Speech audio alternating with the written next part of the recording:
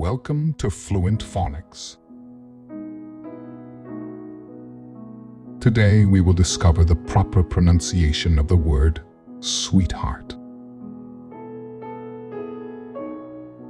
Sweetheart.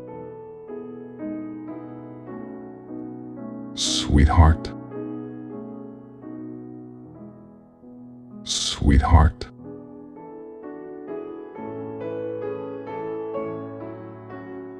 Here's an example of how one might use it in a sentence. My grandmother always called me sweetheart whenever she saw me. In this sentence, sweetheart is used as a term of endearment to show affection and love towards the speaker, often used by family members.